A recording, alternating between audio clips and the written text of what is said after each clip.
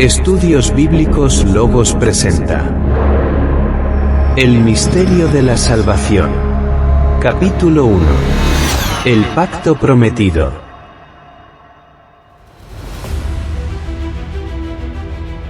El misterio de la salvación es un estudio detallado sobre la parte histórica del Nuevo Testamento, y por tanto, es difícil exponerlo todo en un solo video. Es por eso que lo iremos presentando por capítulos y de manera cronológica. En este capítulo, estaremos presentando una antesala a lo que sería la llegada del Mesías a la tierra. Se trata del cumplimiento de una promesa hecha bajo juramento casi 2000 años atrás.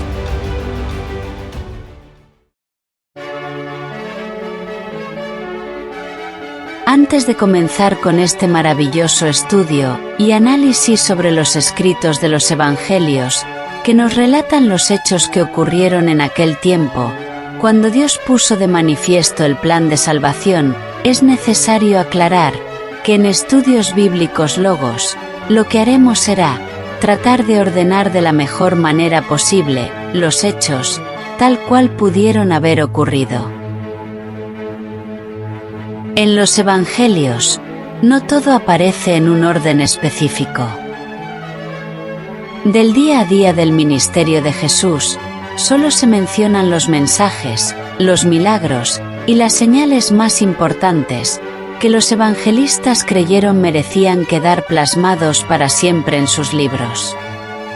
Además de eso, algunos de ellos presentan ciertos problemas a la hora de relatar la historia, ya que algunos eventos son narrados en tiempos que no se corresponden. Solo por mencionar un ejemplo, tenemos el caso de la purificación del templo, donde los evangelios sinópticos ubican este caso al final del ministerio de Jesús. Mientras que el Evangelio de Juan lo presenta, es al principio del ministerio. O fue al principio o fue al final. Pero no pudo haber ocurrido dos veces. No es que se quiera crear una matriz de duda acerca de los acontecimientos allí relatados, sino que como estos libros fueron escritos muchos años después de que ocurrieron, es posible que algunos eventos se hayan mezclados entre sí.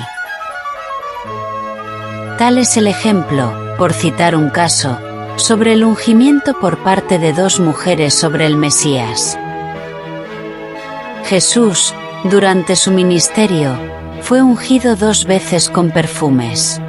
Una, a mediados de su ministerio, en casa de Simón, el fariseo, quien había sido sanado de la lepra. Y otra, en casa de Lázaro, a tan solo días de su muerte. Pero ninguno de los 4 evangelios habla sobre las dos unciones, sino que hablan solo de una. ¿Y cuál es el detalle?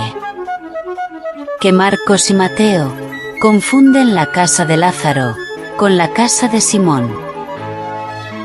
Por supuesto, que todos estos detalles los iremos descubriendo y mencionando, para que el lector pueda ir teniendo una verdadera visión sobre el asunto. Y así como este caso, existen muchos otros. Y es por eso, que para poder crear un orden que se ajuste más a la realidad, tenemos que ir comparando entre las 4 historias, e ir ordenando las cosas en su sitio, y en su debido tiempo que se corresponde. En relación a los tiempos en que suceden estas cosas, en los Evangelios, se mencionan algunas referencias que nos ofrecen una luz acerca del tiempo preciso en que ocurren. Como por ejemplo, cuando se menciona al emperador César Augustus, al cónsul Cirenio, al emperador Tiberio César, al rey Herodes el Grande, y finalmente, a Poncio Pilato, quien es el más famoso de todos, ya que es el único mencionado por los 4 evangelistas. Todos estos personajes, además de otros, son importantes para poder establecer un tiempo en el espacio, ya que son figuras, cuyos nombres aparecen en los anales de la historia del pueblo de Roma. Esto nos indica que la historia de Jesús es real. En este estudio, se mantiene fielmente lo descrito en los Evangelios. Pero existen casos donde algunos de los escritores chocan en sus versiones a la hora de relatar los hechos, los cuales vamos a ir aclarando a medida que se vayan desarrollando. Tenemos que recordar que los hechos narrados no son el 100% de manera consecuentes, y existen muchos espacios vacíos entre un hecho y otro. Mientras vamos narrando la historia, se irán haciendo algunos comentarios al respecto, con la finalidad de que se vaya comprendiendo el mensaje de la mejor manera posible. El misterio del reino de los cielos es el cumplimiento de la promesa de Dios hacia su siervo Abraham, que trasciende más allá de las leyes mosaicas. Este misterio es un plan que se viene ejecutando desde los mismos tiempos del patriarca Abraham, cuando Dios le promete una descendencia, una tierra y una nación que saldría de sus lomos, de la cual nacería en este mundo el Mesías Salvador, llamado Jesucristo. La primera fase de este maravilloso plan, el cual comprende todo el proceso que ocurrirá, desde el llamado de Abraham hasta la llegada del Mesías, ya se ha publicado en anteriores videos. Allí se incluyen todas las profecías que nos indican la manera como sería manifestado este misterio del Hijo de Dios sobre la tierra. La segunda fase, que constituye la Semana del Pacto, es un periodo de 7 años, donde se da paso a la transición de la antigua ley de Moisés a la ley de la gracia, donde los dos principales protagonistas son Juan el Bautista, como el Elías que había de venir, y Jesús, como el Mesías príncipe. Ahora bien, ¿por qué fue necesario un nuevo pacto? Recordemos que esta nueva alianza ya no es solamente con el pueblo de Israel, sino que trasciende más allá, hacia todas las naciones de la tierra, para dar fiel cumplimiento a la promesa hecha a Abraham. Dado a que toda la humanidad se había corrompido en el pecado, y que esta corrupción persistió aún, después de los tiempos de Moisés, Dios ideó un plan de rescate, o redención, para volver a reconciliar al mundo con su Creador. Pero obrando en toda justicia, y sabiendo que la paga por la desobediencia era irremisiblemente la muerte, alguien tenía que morir por los pecados de todos los que quisieran acogerse a este maravilloso plan. Acción, mejor conocida como expiación. Pero como dice el Salmo 53:3, en la tierra no había ni un justo que pudiera realizar tal trabajo. Cada uno se había vuelto atrás, todos se habían corrompido, no había quien hiciera lo bueno, no había ni aún uno. Así que, el sacrificio tendría que salir desde el mismo seno del Padre, desde los cielos. Y el elegido por Dios sería su propio Hijo, llamado Logos, en los textos griegos del apóstol Juan, que significa palabra, y que fue traducido por Casiodoro Reina, como el Verbo, tocante a la palabra de vida eterna, manifestada en Cristo.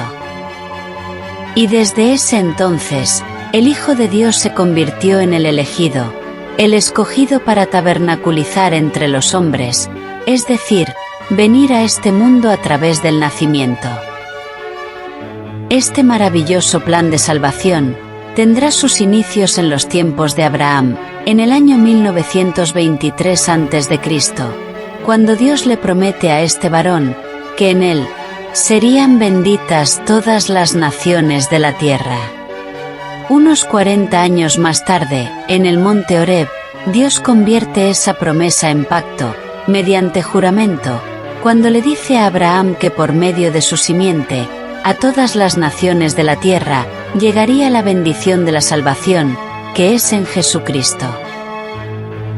Toda esta promesa desencadenaría un largo proceso para la escogencia de una tierra, una nación y un linaje para el Mesías prometido.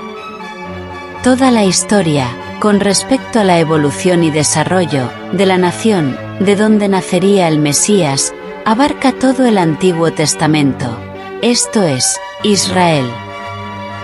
Durante este periodo de tiempo, se dieron distintas profecías acerca de la venida de un Mesías. Ahora bien, ¿por qué fue necesario que el Mesías se manifestara en carne? La razón es sencilla, ya que para toda expiación, se necesita del derramamiento de la sangre de la víctima. Pero el Verbo, embestido como Dios, no podía cumplir ese requisito, porque es espíritu, y los espíritus celestiales no poseen ni carne ni sangre, tal y como se lee en el Evangelio de Lucas, capítulo 24, verso 39. Así que, la única alternativa era nacer, como todo ser humano, para poder tomar el lugar del Cordero Pascual. Para la venida del Mesías a la tierra convertido en carne, no era necesario que naciera del fruto de una relación entre un hombre y una mujer, ya que, sin ningún problema, hubiera llegado a este mundo, de la misma manera como llegó Adán, el cual no necesitó del cruce de genes masculinos y femeninos, para ser formado sobre la tierra. Y fue creado sin pecado.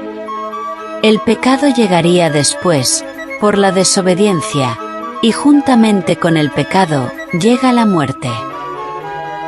Pero llegar en la misma condición como llegó Adán, jamás hubiera sido llamado hijo de hombre.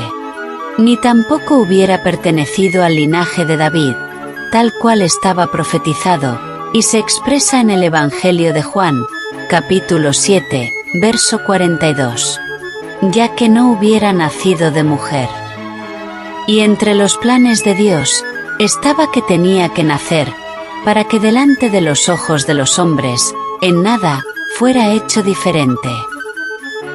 Por tanto, lo que el Mesías necesitaba para nacer, solo era un vientre, y nacería en un estado natural, semejante al que tuvo Adán al principio.